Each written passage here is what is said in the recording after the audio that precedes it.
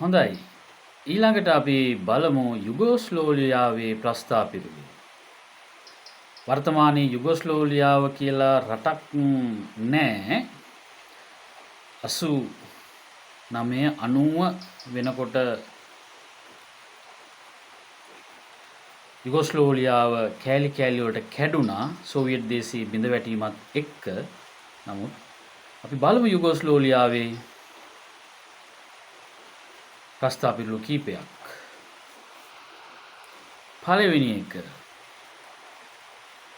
හොඳ කියන කාරණාව මුණ ගැහෙන්න. හොඳ මුණ ගැහෙන්නේ නැති තරම්. ඒක හරි අමාරු දෙයක්. හොඳ කියන දේ මුණ ගැහෙන එක. හැබැයි හොඳ කියන දේ අඳුන ගන්න එක නම් බොහොම ලේසියි. දෙවෙනි ප්‍රස්ථාපිරුළ හරි අපූර්ව යුගෝස්ලෝවියාවේ. ඒ තමයි අනාරාධිත අමුත්තා ඉන්නේ දොර පිටිපස්සේ. තුන්වෙනි ප්‍රස්ථාපිරුළ යුගෝස්ලෝවියාවේ නැති වුණු අස්සයා නැවත ලබා ගන්න නම් හම්බ වෙන්නේ නැහැ. හතරවෙනි ප්‍රස්ථාපිරුළ කිසිම කෙනෙක් කැමති වෙන්නේ නැහැ අයිස් මත පළවෙනි පියවර තබන්න. නැත්නම් හිම මත පළවෙනි පියවර තබන්න කිසිම කෙනෙක් කැමති වෙන්නේ නැහැ. ඊළඟ ප්‍රස්ථාපිරුළ නම් වර්තමානයේට බොහෝ සෙයින් ගැලපෙනවා.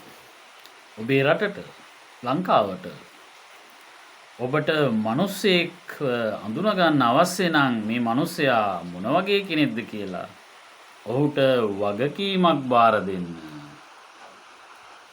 ඊළඟ ප්‍රස්ථාපිරුළ අපිට හරි වටිනවා. අපි හැමෝගෙම උදව් ඉල්ලනවා. අපි කියනවා උදව් කරේ නෑ කවුරුවත් එහෙමයි මෙහෙමයි අපි මෙහෙමයි කියලා. නමුත් බලමු මේ යුගෝස්ලේවියාවේ ප්‍රස්ථාපිරුළ.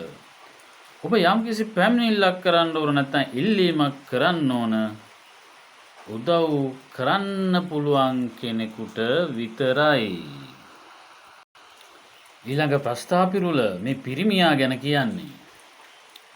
පිරිමියා මෑන් කියන්නේ සාමාන්‍යයෙන් පිරිමියට. අපිත් සිංහල භාෂාවේ මිනිහා කියලා කියන්නේ පිරිමියට. ඉතින් බලමු මේ ප්‍රස්ථාපිරුළ කොහොමද කියලා. පිරිමියා ගලකට වඩා ශක්තිමත්. හැබැයි බිත්තරයකට වඩා බොළඳයි කියලා තමයි කියන්නේ. යුගෝස්ලෝවියානු අන්තිම ප්‍රස්ථාපිරුළ ධාන්‍ය ඇටෙන් ඇටේ එකතු වෙලා අන්තිමට පාන් ගෙඩියක් හැදෙනවා. කළු ගල් එකින් එක එකතු වෙලා අන්තිමට බලකොටුවක් හැදෙනවා.